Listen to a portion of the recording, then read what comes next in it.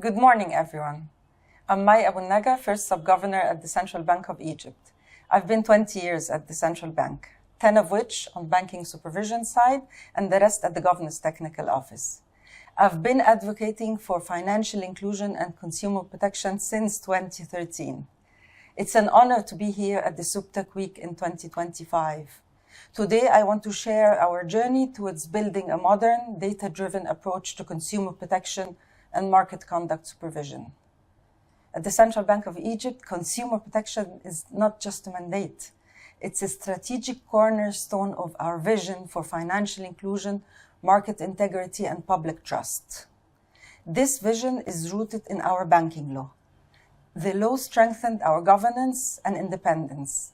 It placed consumer protection and competition protection at the heart of our supervisory framework. Building on this foundation, we issued a dedicated regulation on consumer protection. Our aim was clear: to embed fairness, transparency, and accountability across the financial sector. And we are continuously working to refine our framework. We introduced new regulations and guidance to keep pace with the rapidly evolving financial landscape. To bring this framework to life, we focused on two complementary efforts. First, building direct channels to hear from our consumers. Second, strengthening market conduct supervision across all financial institutions. Together, these efforts help us listen, learn, and act. They make our system more responsive and more resilient. Our journey began with a simple goal: to ensure that every consumer's voice is heard and valued. For many years, complaints reach us through our branches. This will always remain an important trusted channel. But as digital adoption increased, we needed new ways to engage with the public. This led to the launch of a centralized digital complaint management platform that allowed individuals to file complaints directly with the central bank, anytime and from anywhere. This platform brings agility and inclusivity. It allows us to hear people's experiences in their own words.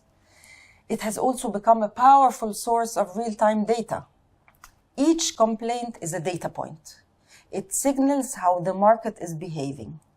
It helps us detect risks before they escalate.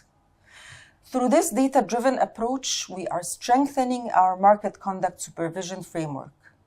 We can identify trends easier. We can intervene more proactively. And we can ensure that financial institutions act with fairness and transparency. In parallel, we continue to enhance our market conduct oversight. Banks submit their regular reports on the complaints they handle internally. These reports give us a view on industry-wide trends. They help us assess market conduct risks. They also help us evaluate how well institutions are complying with consumer protection regulations. However, as data grew in volume and complexity, a challenge became clear. We needed better and more modern data flows to deepen our analysis. This realization led us to the diagnostic phase. We carried it out in collaboration with the Cambridge SupTech Lab and the World Bank. It helped us map how data moves through the system. It also revealed where inefficiencies exist and where technologies could add value. The diagnostic phase was an essential learning step. We examined the full process: how banks handle complaints, how data is aggregated, and how it reaches the central bank and our own internal workflow. During this review, we identified several pain points. To start with, our quarterly reports were aggregated to the extent that made risk detection slow. Inconsistent taxonomies made comparisons difficult and hence inefficient analytics. The manual processes, both at the level of the central bank as well as the financial institutions, increased workload and human error. But this phase was not only about challenges. It was about understanding the system, aligning stakeholders, and preparing for evidence-based SupTech innovation. Based on the gaps identified from the diagnostic phase, clear opportunities emerged. Connecting directly to banks' databases will allow us to receive data more efficiently. It improves accuracy and timeliness. It reduces manual efforts. Standardized taxonomies and validation rules will make the data more consistent. They will give us a better picture of market behavior. Advanced analytics can help us unlock even deeper insights.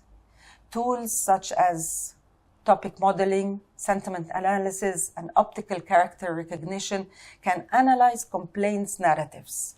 They help us understand what issues exist and how consumers experience them. Predictive analytics can reveal early warning signals, and this supports a shift from reactive to a proactive supervision. Together, these technologies demonstrate the power of SupTech. They turn raw complaints into actionable insights.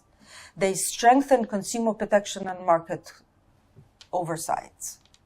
Our journey shows that real transformation begins with understanding.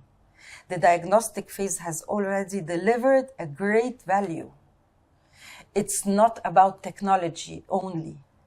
It's helped us spot operational inefficiencies and how institutions can work together to be more effective.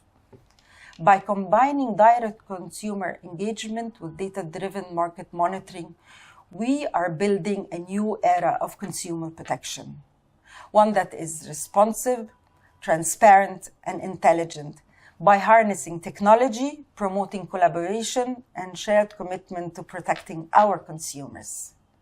This is our journey. From listening to learning, from learning to leading. Thank you so much for your time, and I hope to be with you next year in person.